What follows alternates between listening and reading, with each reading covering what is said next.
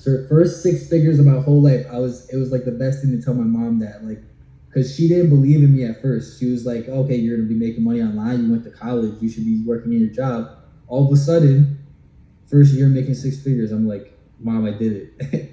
I did it. I tell her about you too. I'm like, I got this mentor named Rich, and he's been helping me out and all this stuff, and it's crazy. All right, so it's probably been a few years now that you've done your own online thing, whether it's on Etsy, your own brand, whether you're doing print on demand. There's a handful of things that go into success in this industry, right? For those of you all who don't know me, my name is Rich, sell on Etsy full time. That's how I made most of my income, doing that, fulfilling ourselves in-house, and also using things like print on demand. So one thing I've realized along the years of meeting so many people in this industry is one thing alone. It's really not necessary about the information that you take in, because a lot of you all are soaking in so much information by doing this strategy or doing this or following this business model. At the end of the day, it ends up becoming about your mentality and how willing you are to keep on going. Because for Etsy, for example, the whole name of the game is really volume, right? And for those of you all who are getting started or who's been in the game for a while and just feel like giving up, you might not have the right product listed. You might not have enough of it listed. And it's really easy to feel like you should give up after you poured in all of your energy and feel like you've done it right. And you don't even want to go back because you didn't see those sales initially. And unfortunately, this is super discouraging. And one thing I want you guys to understand, that this is normal. It's okay to feel discouraged. It's okay to feel like you want to give up. But you only really fail if you don't try it again. So you got to keep on trying. You got to perfect your craft. You got to see what you did wrong in those past few listings, those past few designs, and see how you can practice and get better and better. I know how cliche it is to say that it's not going to happen overnight, and it's true, but I know you guys are closer than you ever have been before. All right, so I do have a new coaching program. Feel free to click in the link down below. Today's the last day to get in on this. And here's an interview with one of my students who's leaving a whole lot of valuable gems of how he reached $700,000 within 3 years. I got John with me. He's been one of my students for the past, how long, like 2-3 years now? 3.5 years at this point. It's been forever. It's been 3.5 years at this point. It's the beginning of 2023 now. What have you been doing? It's probably like November. My shop like pops off. We got like 200 orders in that night. And before that, my shop hadn't really done too much. So once that hit, I was like, I could really do this full time. Like, this is really a thing that I'd be interested in. And I kind of saw the potential of, doing the whole print on demand, scaling up. And that was kind of like, a lot of people, they go in it, and I see like on the Facebook groups, they're complaining like, oh, I'm not getting any sales. I'm not doing as well as I should be.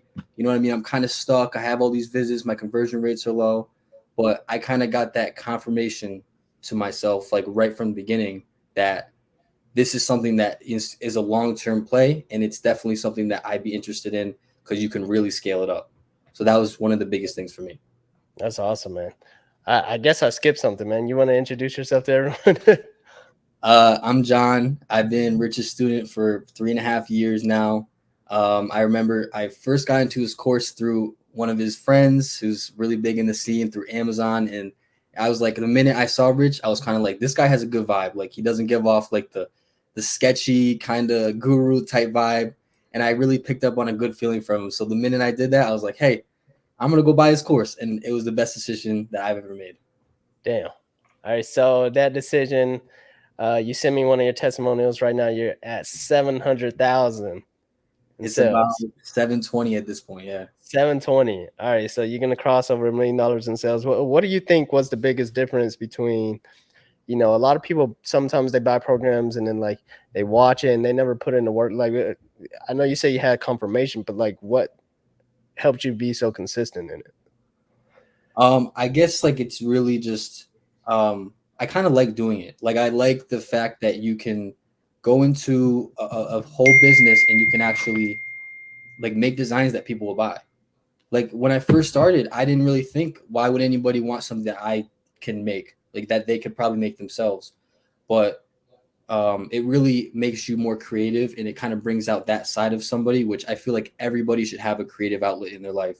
And when people actually start giving you money for your creative outlet, I think that that's one of the most rewarding feelings that anybody could actually have. So are you designing all of your own products? Are you paying someone? So in the beginning, I was kind of not that great at designing, so I would do more of the templates. And then once I kind of started to learn like the basics, like what fonts go with what graphics, what fonts go with other fonts, you kind of like get a good feeling for what actually works. And once you actually find out what works, you can scale that up pretty easily. You really, I gotta say, you really don't have to be like a designer to do this.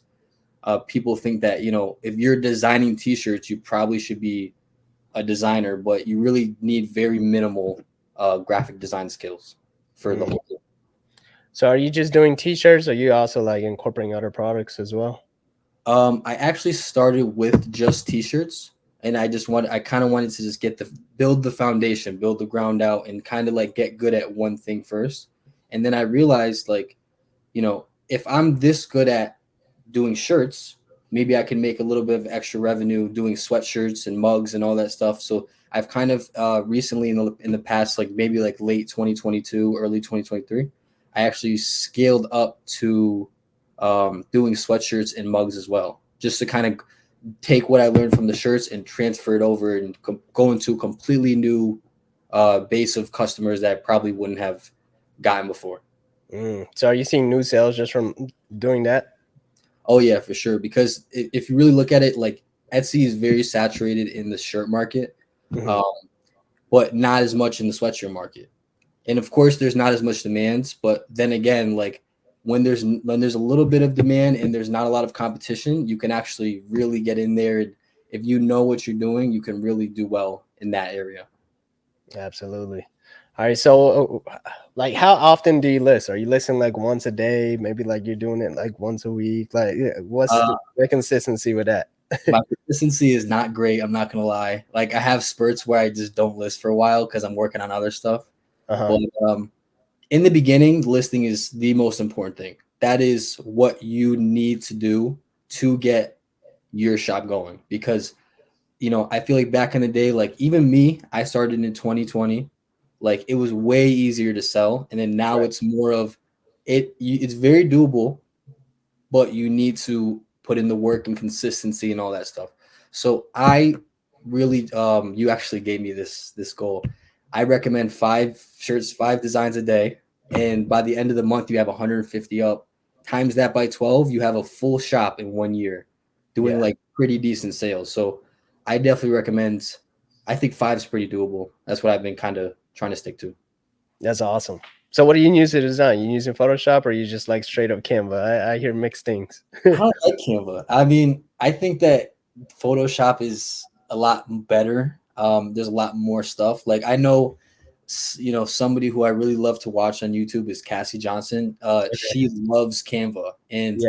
I tried using it for designing, and I just couldn't get a hang of it. I'm just so comfortable with Photoshop and Illustrator. Illustrator is my main thing, but I just think that there's so many features that Canva doesn't have that Illustrator does. It's like a Right. no. So you just jump straight into like Illustrator with no knowledge? Yeah, it was pretty crazy. It was a big learning curve. I did a lot of things wrong. Like in the beginning, a lot of my designs, if you look down the middle, you have Uh-huh. like some of them are like off to the side, and then you have like, they're off the. It looks pretty janky. I'm not gonna lie, it looks pretty crazy. But now I've kind of gotten the hang of it. I've looked up tutorials, and I think that I got it pretty down pat now. Yeah, I love that because a lot of people, I don't have anything against like people who start off with Canva or whatever other program, but it sounds Yeah. like you had like a little bit of a rough start, but now I feel like you probably got a true skill with just having Illustrator now. I think when somebody throws you into the pit of fire, you kind of come out a little bit better for it. Like in the Right. beginning, it's a little bit tough, but when you really get put to the test and you go through the hardest thing first, then everything else seems easy afterwards. Like I go in Canva, it seems a lot easier now. Oh, I got a question for you. What made you want to start Etsy? Like long, long time ago. I've always wondered this about you. So about 2014, I got out of college. Um, well, I've always had a design background. So I had a design background since about 2003. I was about 13 years old. I Hmm. started off selling nightclub ads, promo work, business card designs. It wasn't until I got into the e-com space in about like 2009 or so, like Fiverr just came out of nowhere and they was charging Yeah. $5 per design. So I was selling flyer templates. So because I already had all this, collection of flyer designs I've already created. So I was selling flyer templates. That's my first taste of ecom, man. I was like, yeah, I really like this. Then I got into reselling. I got into all kinds of like internet stuff. I was in college. When I got done with college, I was like, man, I need to really figure something out. At first, I spent money on a plotter and I did stickers. And then that's when I found out about Etsy, because like stickers were always like girly looking. It was like, it was monograms. It was popular at the time, like initials and whatnot. So I was selling that and I was getting frustrated because I was taking the decals on and off and it was just getting stuck to each other. So I sold the plotter. And a few months later, I was like, man, I want to start a clothing brand, or I just want to sell some t-shirts. I don't know what it is. But then I bought a heat press and then I had to repurchase the plotter. I didn't know you could also use that for heat transfers. So I bought that and I was like, man, I already had design skills. So I was like, let me try out this t-shirt thing.